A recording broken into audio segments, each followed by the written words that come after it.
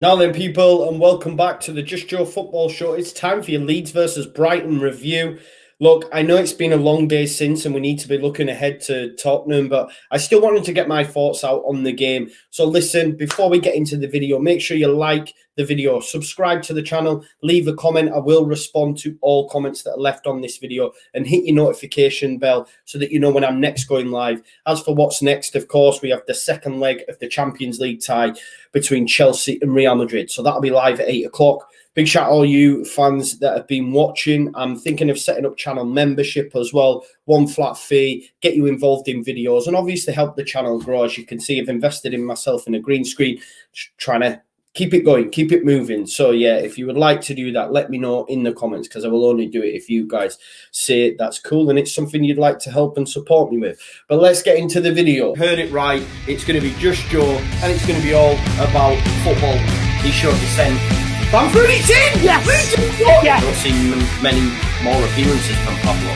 Fantastic, inaugural guest. I had to pull out the big guns. And this is the moment when I take a stand. So then, folks, it was a tough afternoon down at the Amex, of course. Graham Potter doing the double over Leeds and Marcelo Bielsa. We haven't, well, our record, Brighton's the new London. Brighton is the new London. Our record wasn't great. I was gutted on a personal level because I genuinely felt that Europe was still a possibility. I know not a lot of people agreed. You know, some voiced their opinion and said they disagreed, but that's fine. You know, everyone's, you know, different. Everyone's entitled to their opinion, but I felt it was still a realistic possibility. It was even more frustrating for me, the fact that Everton dropped points against Villa, because I was like, oh, God, if only we'd have won, and then we've got Spurs. There's no saying we'll beat Spurs, but you know what I mean? I wanted to keep that dream alive. That, for me, is now gone. Some people will say, oh, that's cool, you know, because, you know, we haven't got the squad depth, etc., etc., and I understand that. But listen, I'm a positive Leeds fan. I try to remain positive all the time, and I wanted that dream to still come a reality. But it is what it is. It is what it is. We've just got to see out the rest of the season now. And it's positive. It's been a fantastic season. Let's finish above Villa. Let's finish above Arsenal. That's the aim now for me as a Leeds United fan. But, you know, in the context of it, obviously 6 games undefeated, with the likes of Chelsea, Liverpool, City, Man United, massive clubs, all, you know, in the arse end of Europe. You know, Man City got to the Champions League final last night, and we're the only team that they haven't beaten this season. That's Leeds United that have done that, you know. So I'm buzzing. It's just, it really was a damp squib, this game. Such a poor ball game. Arguably the worst of the season, which, yeah, you'd be very hard. Maybe Crawley in the FA Cup, but that's the FA Cup. In the league, it just wasn't great. Never got going. And for me, listen, Brighton can't finish the dinner. If they could finish their Sunday lunch, they could have been out of sight.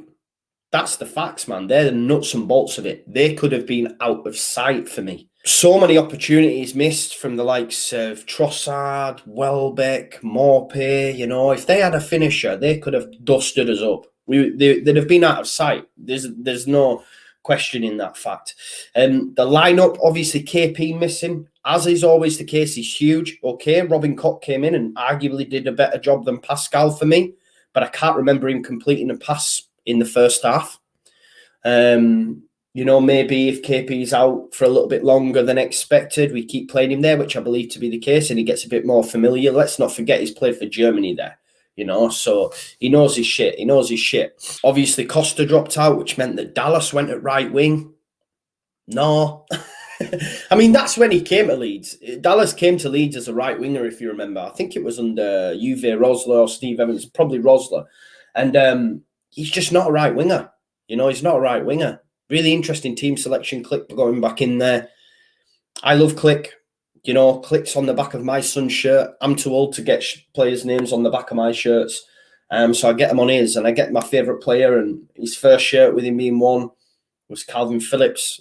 This year it was Click, and I think I give him the kiss of death because he seems to be broken, which is so disappointing. But I'm not having all this stuff that people say is championship level and stuff. The guy plays for Poland. He's just having a bad end to the season. He'll come back. He'll be a squad player next season if we improve in them areas, and I think he'll be fine.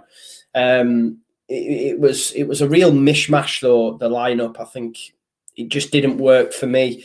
You know, I was frustrated with the amount of crosses we persisted in putting into the box against giants that were Dunk, Webster and Dan Burn. They won everything. It was a little bit embarrassing towards the end. One point, a ball came in and Lewis Dunk was that confident that no one was ever going to beat him that he just chested it back to Sanchez.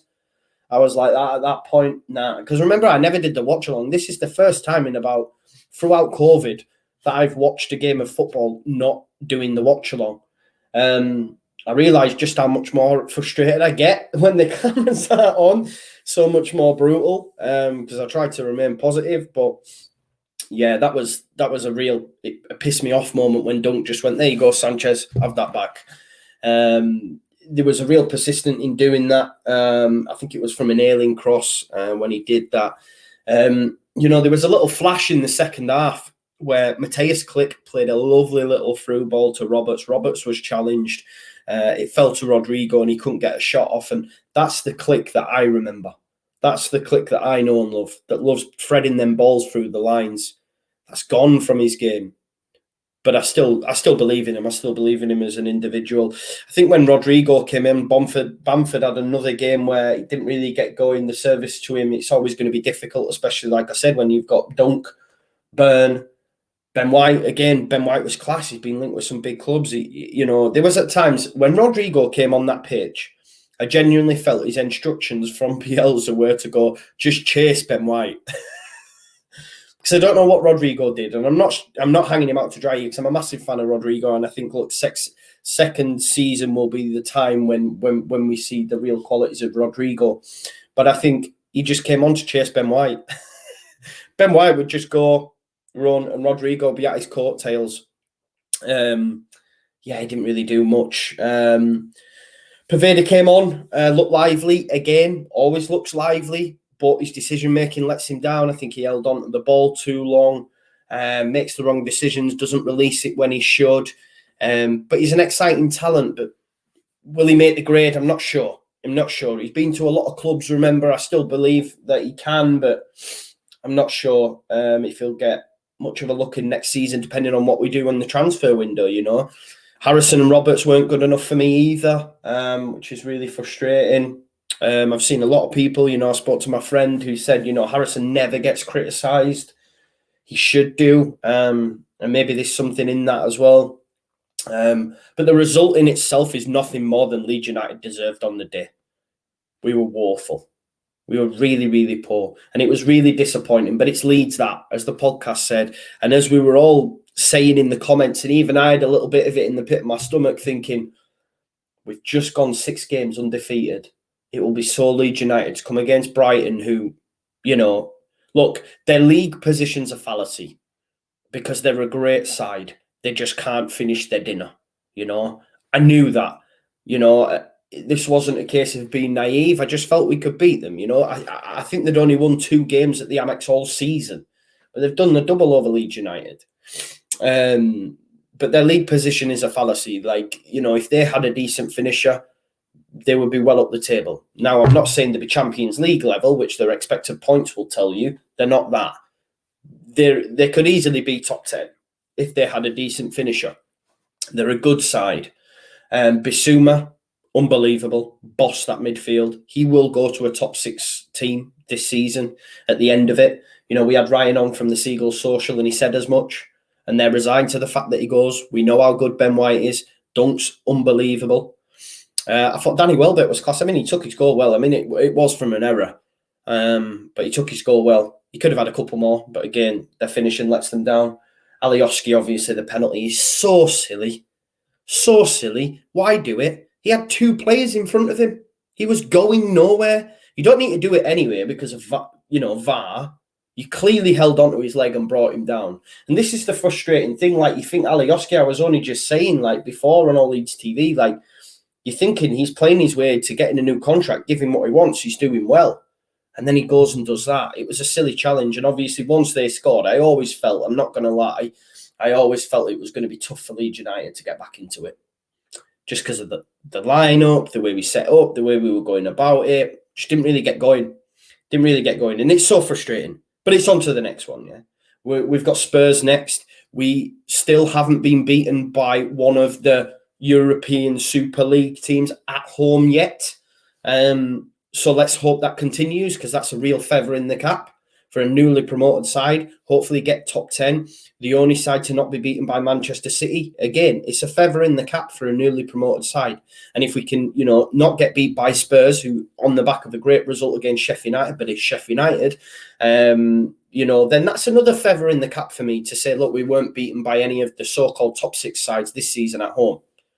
A newly promoted side with a largely threadbare put together when injuries are in squad, you know. We don't have some of the talent that other teams have, you know. So it's been a fantastic season on the whole, but just Saturday's game was really disappointing. Really, really disappointing. But hopefully we're in for a better showing next time around against Spurs, and I think we will be. Hopefully KP comes back in. Will we see Rafinha? The more I think about that, the more it frustrates me that Fernandinho did what he did, especially to a fellow compatriot, but it is what it is. But listen, guys, thank you for watching. I know it's late, but as you know, if you've been watching, I have recently moved. So it's been a bit of a ball ache, but I'm back now. Look out, as I say, like the video, subscribe to the channel, leave a comment on the video, get notifications on. And as for what's next, of course, I'll be doing a Chelsea versus Real Madrid watch-along in the Champions League semi-final. I'm hoping for an all-English final. I want Florentino Perez in the bin. But yeah, let me know what you think about the channel memberships as well. And thank you for those that have given me super chats over the last few days. I just want to call you guys out. Slow Steady Steve, last time out, legend, mate. So thank you as always for watching, and I'll see you in a bit. Peace.